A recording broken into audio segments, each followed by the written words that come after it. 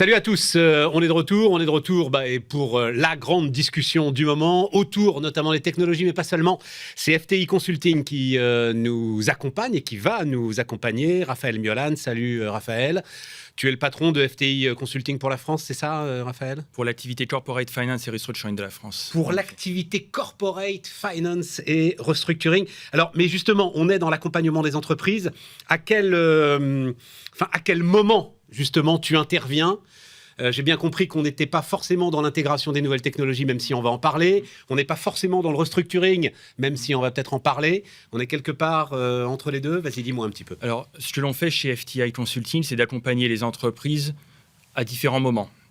On appelle soit la transformation, je vais la définir, soit les crises, et en effet, la notion de restructuring apporte la notion de crise, soit ce qu'on appelle les moments de vérité, c'est les temps forts, les moments qui définissent le futur d'entreprise, comme les acquisitions, les cessions, les scissions d'entreprise. Mais en effet, creusons peut-être la transformation. Vas-y, non, on va creuser les trois. La transformation, en fait, ce qui se passe pour moi, c'est que c'est un sujet qui est défini de manière assez floue. Quand on en parlait tout à l'heure, juste avant, on s'est dit, il y a plein de transformations. Pour moi, la transformation qui m'intéresse le plus, c'est la transformation de l'entreprise pour aller quelque part. Très souvent, on change parce que. Parce que, nouvelle technologie, parce que, pour reprendre. Pour moi, j'aime poser la question, mais on va se transformer pourquoi? Et c'est le premier sens. Le pourquoi, j'en donne quelques-uns, mais pour le client, là, on commence à réfléchir. Je vais transformer pour avoir un meilleur service client, quelque chose d'unique. Je vais me transformer pour le modèle économique. Le monde change, il y a une autre manière de réaliser un chiffre d'affaires, une rentabilité. Je vais me transformer pour la culture, pour le bien-être, pour la société au sens large. Ça, pour moi, c'est le vrai facteur clé numéro 1 de bien transformer.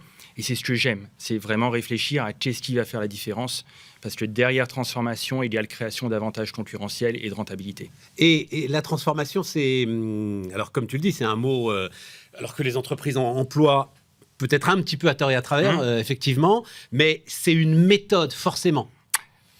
La volonté de se transformer ne suffit jamais, c'est ça, aujourd'hui. En fait, deuxième ingrédient, presque, on ne l'a pas répété, mais deuxième ingrédient, il faut de la méthode. Et la méthode, je vais la simplifier parce qu'on a un temps court ensemble, mais méthode, pour moi, il y a comment on organise. Il y a toujours eu des méthodes et des outils pour travailler une transformation. Ils ont juste évolué de manière significative les 15 dernières années. Mais donc, c'est comment j'organise le travail, comment j'organise l'intelligence collective pour bien transformer, et comment je mesure le succès, l'avancée sur le chemin. Ce qui est constant, c'est qu'on transforme ensemble. On transforme ensemble. Et c'est le troisième... Parce que tu as parlé de... Non, parce qu'à un moment, tu as parlé d'écosystème, etc. On pense évidemment à tout ce qui se joue autour du climat. Mais il y a aussi des enjeux d'attractivité aujourd'hui pour les entreprises qui sont très, très importants et qui parfois, justement, nécessitent une transformation, une adaptation. Mais il faut que ce soit le collectif de l'entreprise qui le fasse, l'ensemble du corps social. Une fois qu'on a les outils et le pourquoi, c'est le comment. Et c'est là que vient le leadership. On va citer un chanteur français, il faut donner envie d'avoir envie. L'envie, le leadership, il est là pour donner cette envie, donner le courage, donner les moyens, donner la liberté. Et à ce moment-là, c'est là où on peut prendre éventuellement la fameuse statistique qu'on n'a pas citée, mais les fameux 70% qui sont dans toute la presse, 70% des transformations n'atteignent pas leur objectif. 70% de quoi? Des transformations, des programmes de transformation ne délivrent pas la valeur attendue par les actionnaires ou par le management. Mais moi, j'aime bien prendre l'inverse. Il y en a 30% qui réussissent.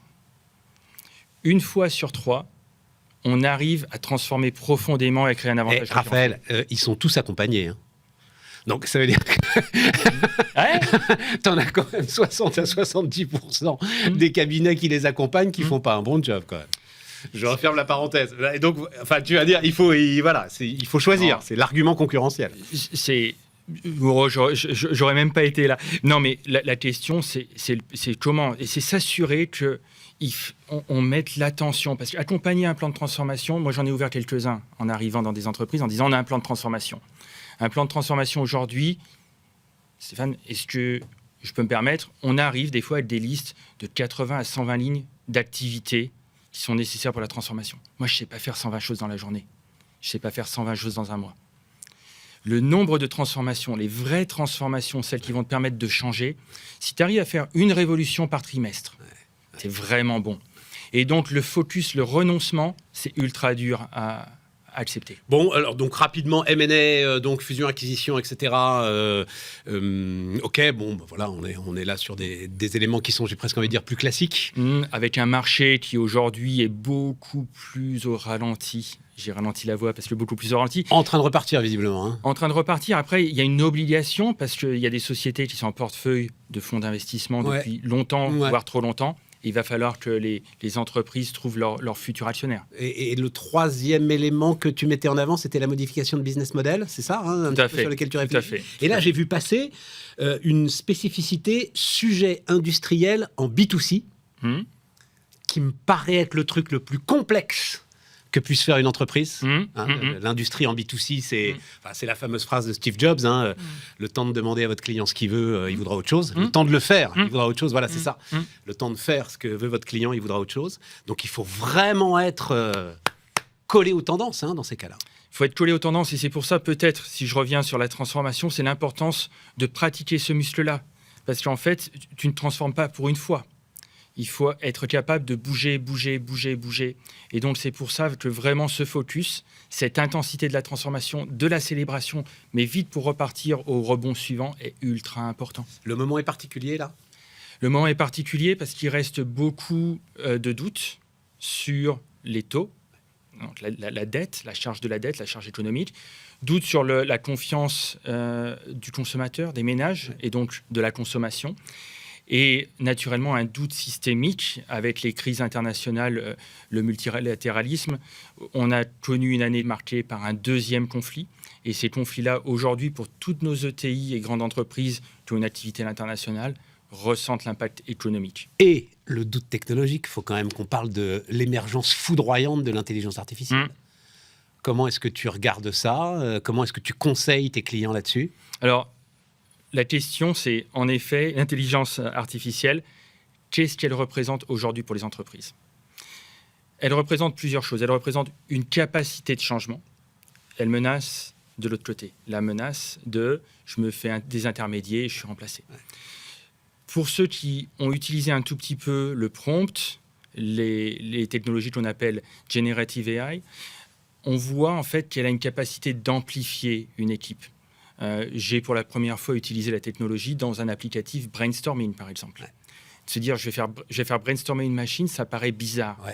Mais de brainstormer avec un collectif de pensées que l'on définit pour avancer plus vite, on a une première base beaucoup plus rapide qu'un travail traditionnel de l'entreprise. Donc l'amplification au service de l'entreprise, pour moi, c'est là que ça se situe. Et donc la deuxième chose par rapport au client, qui était la question, c'est il est important de ne pas réfléchir à une technologie et de l'intégrer dans de l'existant. Surtout pas sur de l'IA. Sinon, on va juste temporairement gagner une petite chose. La vraie question, c'est de se dire... À partir d'une page blanche quand on utilise le truc, là ? Dans un modèle commercial, dans un modèle économique, de se dire c'est quoi le rôle et comment elle s'intègre. Parce que sinon, on va juste détourer et on va avoir des résultats moyens. Bon, c'est ce avec quoi tu as commencé cet entretien, en fait. Il faut se poser la bonne question, c'est pourquoi. Exactement. Voilà.